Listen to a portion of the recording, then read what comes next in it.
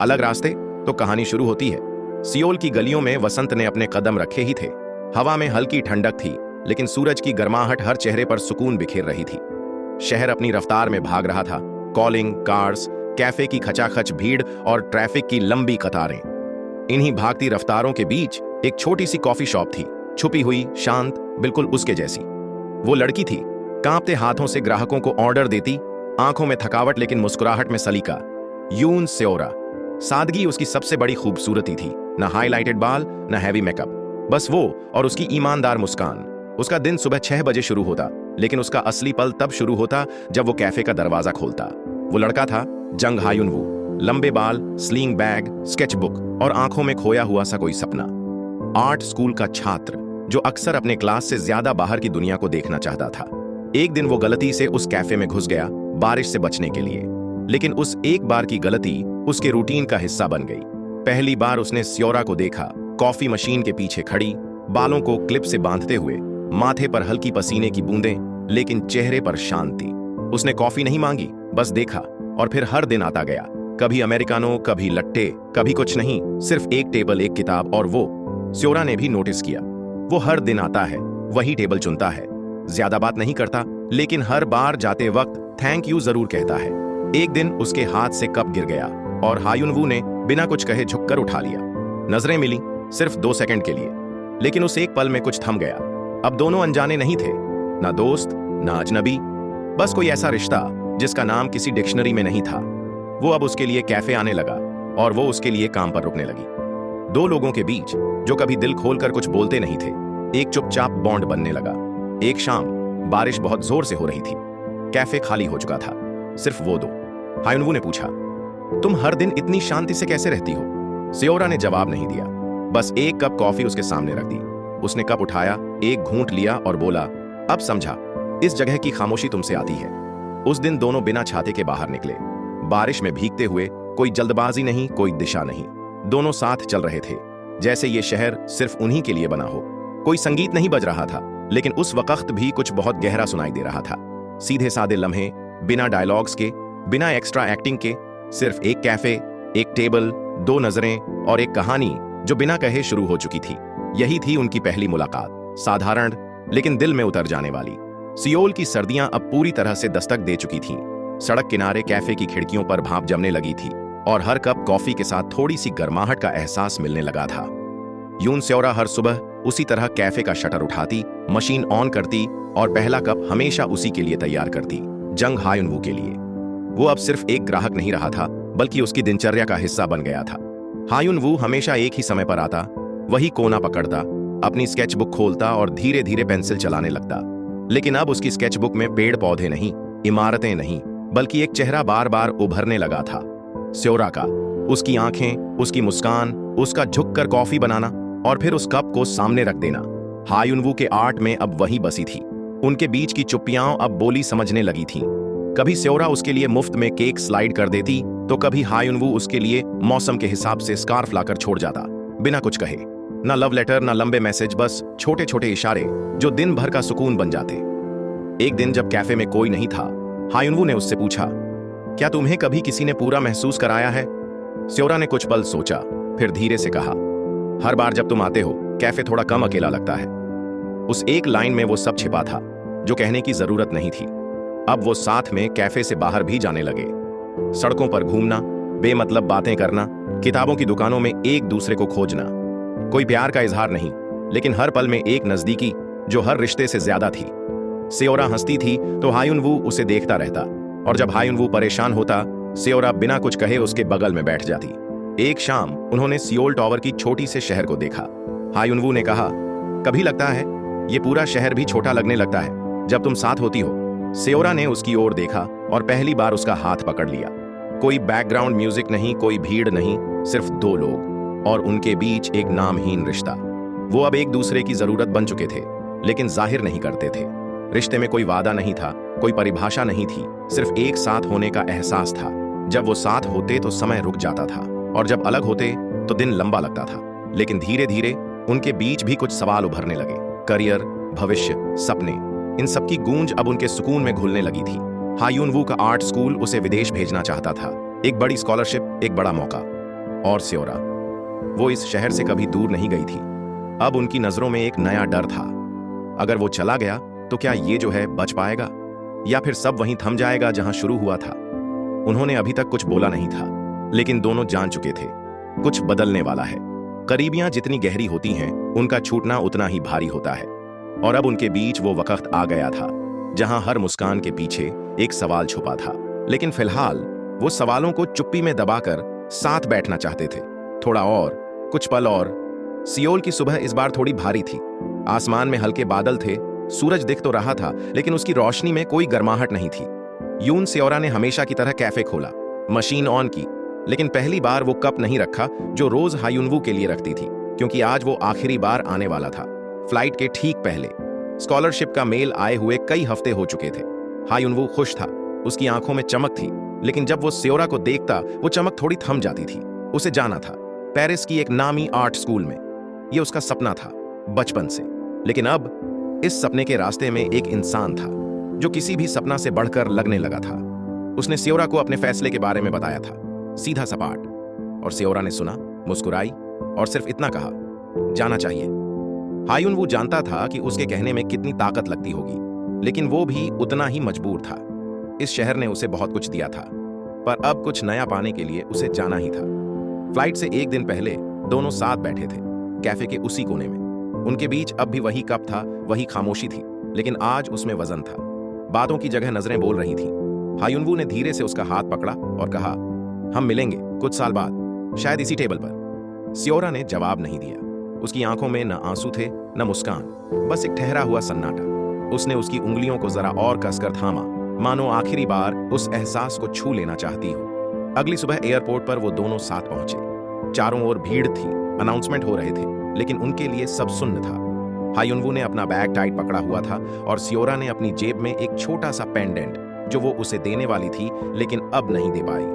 Boarding शुरू हो गई थी। हायुनवू ने उसकी तरफ देखा, मुस्कुराया और एक हग में सब कह दिया जो लफ्ज कभी नहीं बन पाए। सियोरा की आंखें भीगने लगीं, लेकिन वो झपकने से पहले उन्हें संभाल गई। जाओ, उसने कहा, और वहां भी ऐसे ही मुस्कुराना जैसे यहां करते थे। हायुनवू ने एक आखिरी बार उसकी तरफ देखा और भीड़ में खो गया। उसका जाना किसी फिल्म का सीन नहीं था, ना कोई ड्रामा, ना कोई रोकने की कोशिश, बस एक रियल साइलेंस जिसमें दोनों जानते थे कि अब सब कुछ अलग होने वाला है। उसके जाने के बाद कैफे पहले जैसा नहीं रहा। सियोरा अब भी वहां थी, लेकिन पहले जैसी नहीं रही। वो कॉफी बनाती, लेकिन अब उस एक कप को नहीं रखती थी। हायुनवू की टेबल खाली रहती और कोई भी कस्टमर उस पर ज्यादा देर टिक नहीं पाता। दूरी ने ना उन्हें गलत किया न कम, लेकिन धीरे धीरे कॉल्स कम होने लगे, मैसेजेस बीच में छूटने लगे। कोई लड़ाई नहीं हुई, बस वक्त की रफ्तार दोनों को खींचकर अपने अपने रास्तों पर ले गई। और इसी तरह दो लोगों ने जो सच में एक दूसरे को चाहा था, एक दूसरे को अलविदा कह दिया, बिना शिकायत, बिना शोर, बस एक हल्की सी मुस्कान और भारी दिल के साथ। सियोल की गलियों में अब वसंत की जगह ठंडी हवाओं ने ले ली थी। पेड़ों से पत्ते गिरने लगे थे, जैसे किसी पुराने किस्से की परतें धीरे धीरे उतर रही हों। यून सेओरा हर दिन वैसे ही कैफे खोलती, मशीन ऑन करती, मेन्यू बोर्ड साफ करती, लेकिन अब उसके चेहरे पर वो हल्की सी चमक नहीं थी जो पहले किसी के इंतजार में होती थी। हायुनवू गया था, वक्त के साथ दूरियां और बढ़ गईं।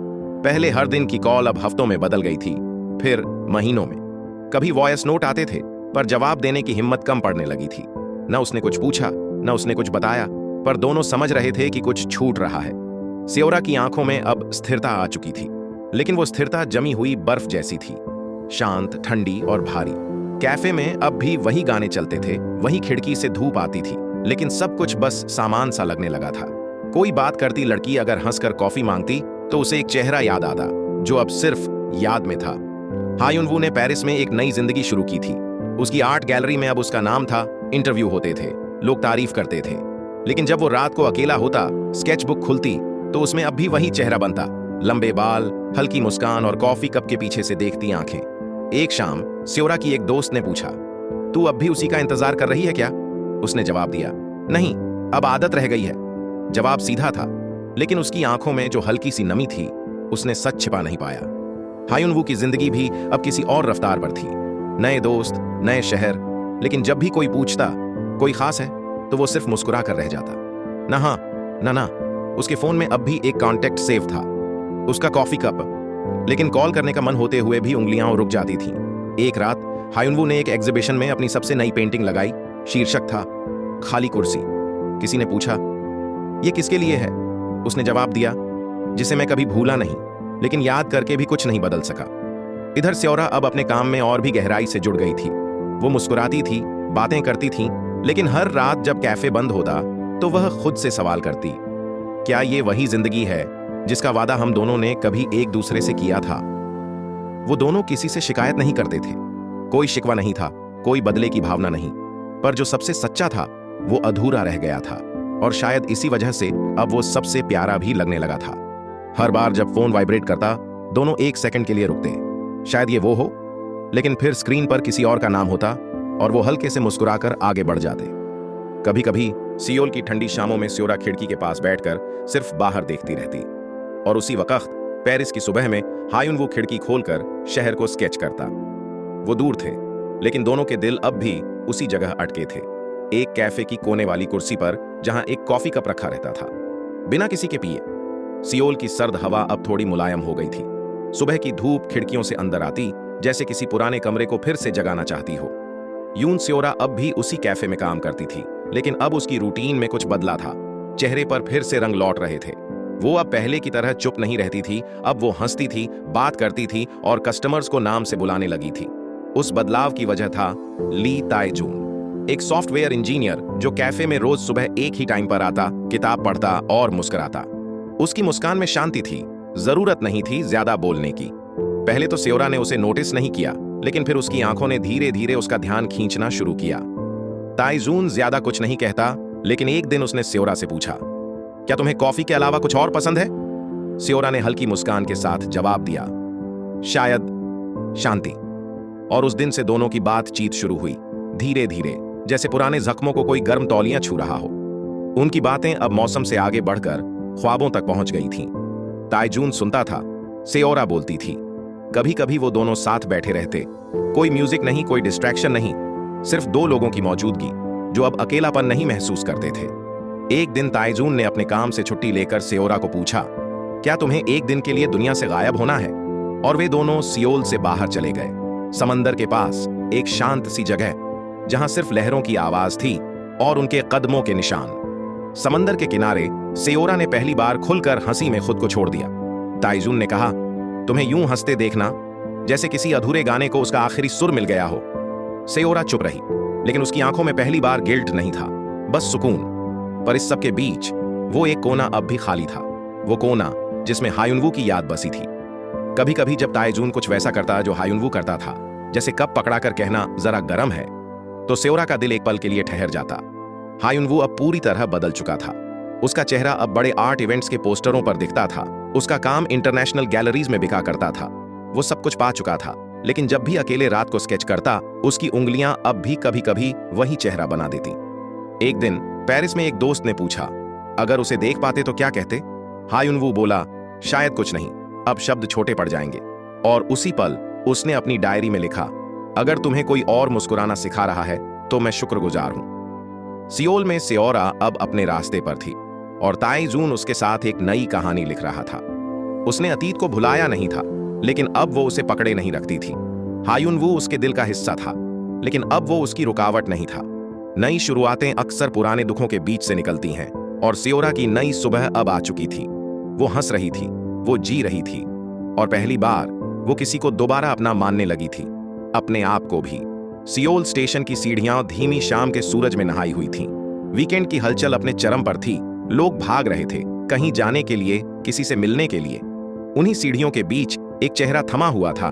जंग हायुनवू लौट आया था 5 साल बाद, उसी शहर में जहां उसने पहली बार उसे देखा था, जहां पहली बार उसका दिल किसी और की धड़कनों से जुड़ा था। उसके कंधे पर अब भी वही स्लिंग बैग था, लेकिन बाल थोड़े छोटे हो चुके थे। आंखें अब भी गहरी थीं, पर उनमें अब तलाश नहीं, थकावट थी।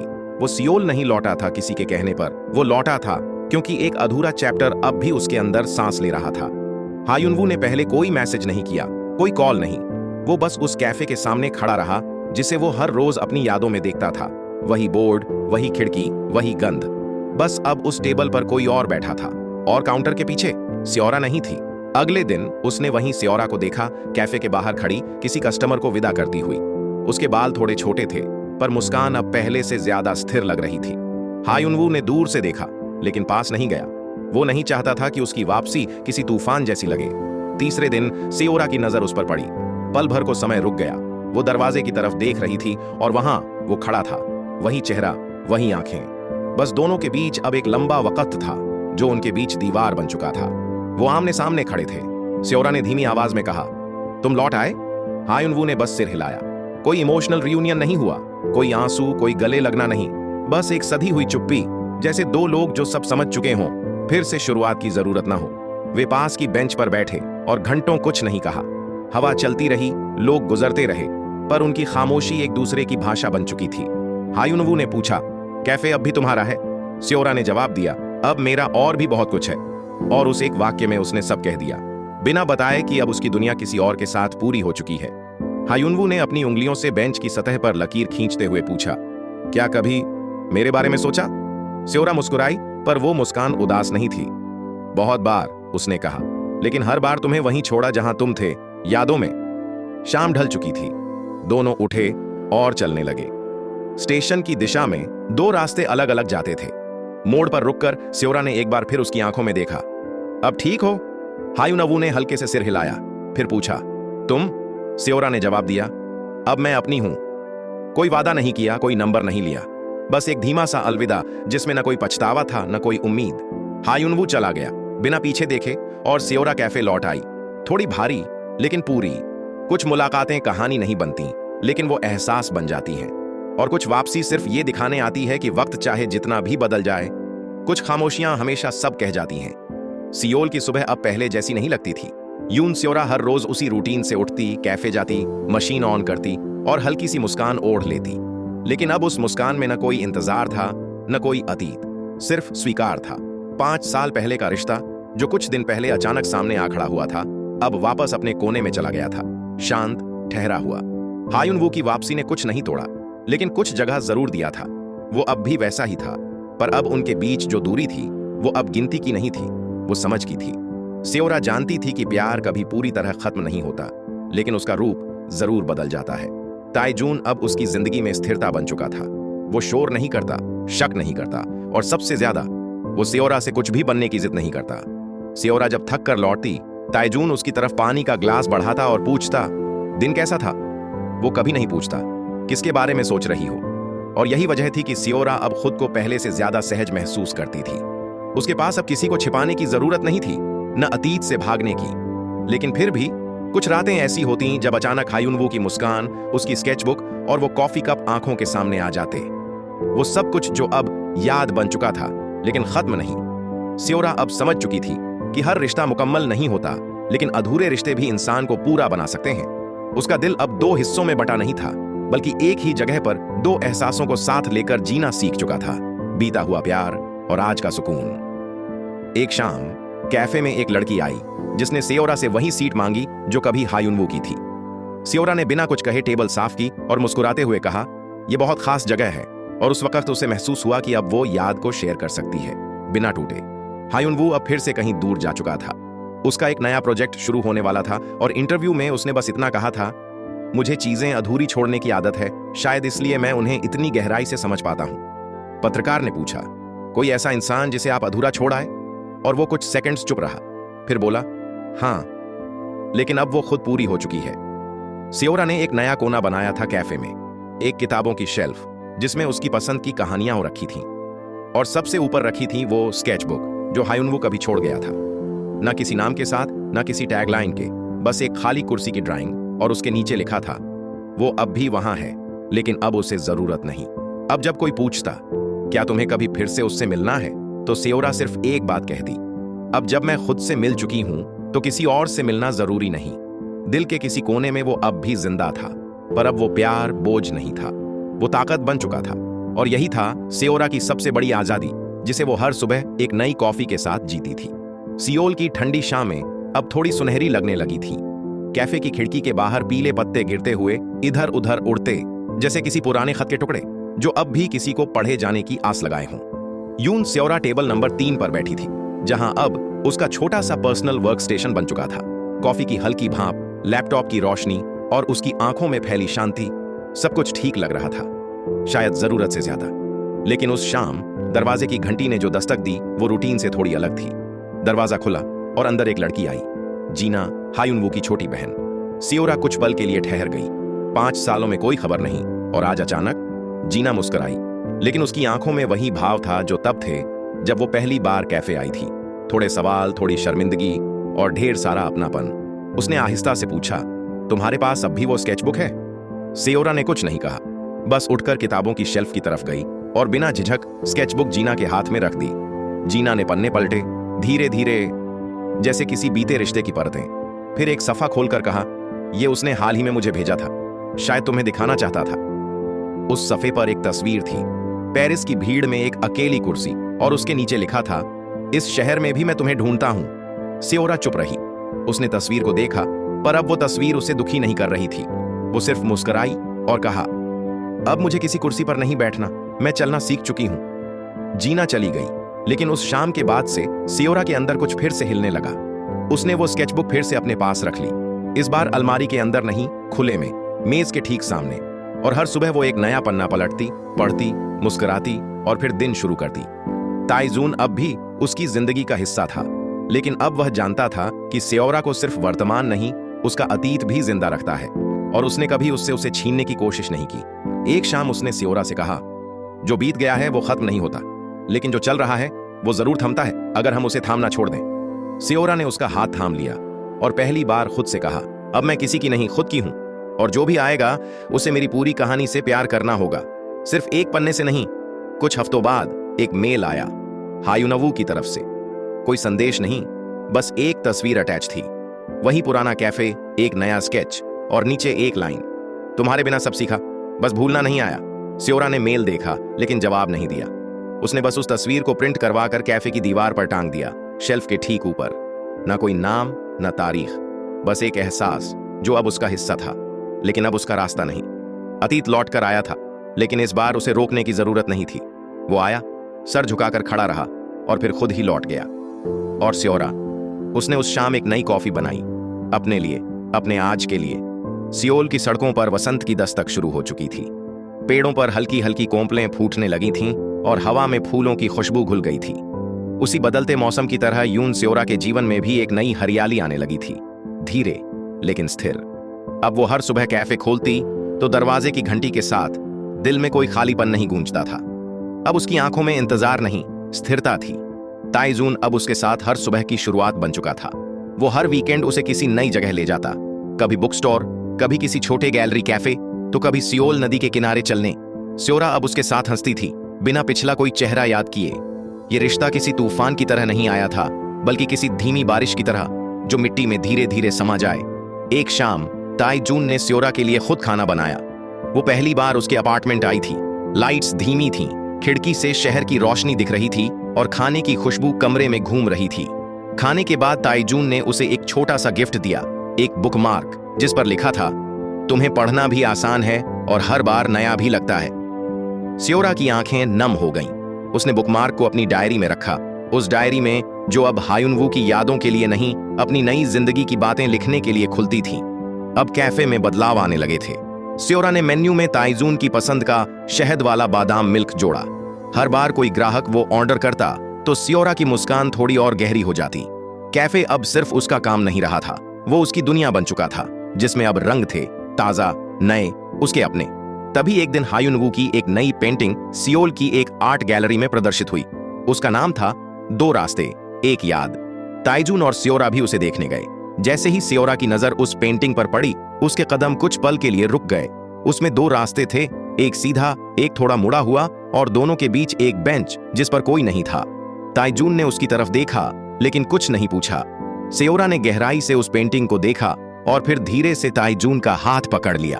उसी पल में उसने अपने अतीत को सलाम किया और अपने वर्तमान को थाम लिया। गैलरी से लौटते वक्त ताइजून ने कहा, अगर कभी तुम्हारा दिल फिर पीछे मुड़े तो मुझे बताना, मैं इंतजार नहीं करूंगा, लेकिन तुम्हारा रास्ता कभी बंद भी नहीं करूंगा। सियोरा ने उसका हाथ और कस के थाम लिया और सिर्फ एक शब्द कहा, अब मैं पीछे देखती ही नहीं। उस रात जब सियोरा ने डायरी खोली तो पहली बार उसमें लिखा, रिश्ते वही नहीं होते जो पहले मिलते हैं, रिश्ते वो भी होते हैं जो देर से आते हैं लेकिन हमें पूरे कर जाते हैं। सेओरा की जिंदगी अब एक नई लय में बह रही थी। वो अब किसी भूले हुए नाम की तलाश में नहीं थी। वो अब एक नए नाम की शुरुआत थी, जिसमें हायुनवू एक अधूरी कविता की तरह बसा था और ताइजून एक पूरी किताब की तरह फैल गया था। रिश्ते अब सच्चे थे, परिभाषाओं से बाहर, वक़्त से परे, रंगों से भरे हुए। सियोल की सुबह अब पूरी तरह से खिल चुकी थी। कैफे की खिड़की से अंदर आती धूप अब सिर्फ रोशनी नहीं, ताकत जैसी महसूस होती थी। यून सेओरा उस खिड़की के पास बैठी थी, हाथ में एक सादा सा कप, उसकी पसंदीदा काली कॉफी, बिना चीनी के। उसके चेहरे पर शांति थी, न पुरानी बेचैनी, न कोई सवाल। ये वो सेओरा थी जिसने अपने अंदर के हर तूफान को थाम कर उसे सुकून में बदल दिया था। कैफे अब पूरी तरह उसका था, न सिर्फ कागजों पर बल्कि एहसासों में भी। दीवारों पर अब नए रंग थे, पुराने कोनों में नए फूल लगे थे और हर टेबल पर कुछ न कुछ बदला हुआ था, सिर्फ एक टेबल को छोड़कर। वही कोना जहां कभी हायुनवू बैठा करता था अब भी वैसा ही रखा गया था, लेकिन अब वहां कोई दर्द नहीं बसता था, बस सम्मान। उस सुबह ताइजून ने सेओरा को एक सफेद लिफाफा दिया। वो कुछ नहीं बोला, बस हल्के से मुस्कुराया। सेओरा ने लिफाफा खोला, उसमें 2 टिकट थे जापान के लिए, एक छोटी ट्रिप सिर्फ हमारे लिए, ताइजून ने कहा। सेओरा ने लिफाफा देखा, फिर उसकी आंखों में झांका। उस नजर में वादा था, लेकिन किसी दबाव की जरूरत नहीं थी। उसी शाम सेओरा ने पहली बार अपने पुराने बॉक्स खोले। वो बॉक्स जिसमें पुराने खत थे, तस्वीरें और वो एक पेंडेंट जो कभी हायुनवू को देना चाहती थी। उसने वो सब निकाला, एक एक चीज देखी, बिना टूटे, बिना डरे। फिर उसने एक छोटा सा डिब्बा लिया, सब कुछ उसमें रखा और उसे बंद कर दिया। ऊपर लिखा, धन्यवाद, तुमने मुझे मेरी आजादी दी। अगली सुबह सेओरा और ताइजून एयरपोर्ट की तरफ रवाना हुए। कार में हल्का सा म्यूजिक बज रहा था। रास्ते में उन्होंने ज्यादा बातें नहीं की, लेकिन खामोशी में अब कोई अधूरापन नहीं था। वो पूरी थी, अपने साथ और उसके साथ। फ्लाइट के टेक ऑफ से पहले सेओरा ने फोन निकाला और हायुनवू के उस आखिरी मेल को दोबारा पढ़ा। उसने अब भी जवाब नहीं दिया था। फिर उसने एक छोटी सी लाइन टाइप की, अब मैं उड़ना सीख गई हूं, शुक्रिया, अलविदा और सेंड। दबाकर फोन ऑफ कर दिया। टोक्यो में वो बारिश में भीगते हुए सड़क पर चल रही थी। हाथ में ताइजून का हाथ था और होठों पर एक मासूम सी हंसी। वो किसी पार्क के पास रुके, एक स्टॉल से गर्म चाय ली और वहीं बैठ गए। सेओरा ने कहा, यह जिंदगी अब वैसी नहीं रही जैसी मैंने चाही थी। ताइजून ने उसकी बात पूरी की, लेकिन शायद उससे बेहतर हो गई है। वो दोनों हंसे और फिर उस बारिश में चलते रहे, बिना किसी मंजिल के, बस साथ होने की खुशी में। सेओरा अब सिर्फ किसी की याद नहीं थी, न किसी की अधूरी कहानी का हिस्सा। वो अब खुद अपनी कहानी थी, जो खत्म नहीं हो रही थी, बस आगे बढ़ रही थी। उसने हायुनवू को माफ किया, खुद को अपनाया और ताइजून को चुना। न कोई पछतावा, न कोई उम्मीद का बोझ, बस एक खुला आसमान और एक दिल जो अब आजाद था, पूरा था। क्योंकि कुछ लोग तुम्हें प्यार करना सिखाते हैं और कुछ लोग तुम्हें खुद से प्यार करना सिखा जाते हैं। यून सेओरा ने आजादी को अलविदा नहीं कहा, उसने उसे गले लगाकर खुद का आखिरी सलाम दिया। आपको कहानी कैसी लगी कमेंट में जरूर बताना। इसी तरह की प्यार भरी स्टोरी देखने के लिए वीडियो को लाइक और चैनल को सब्सक्राइब करें।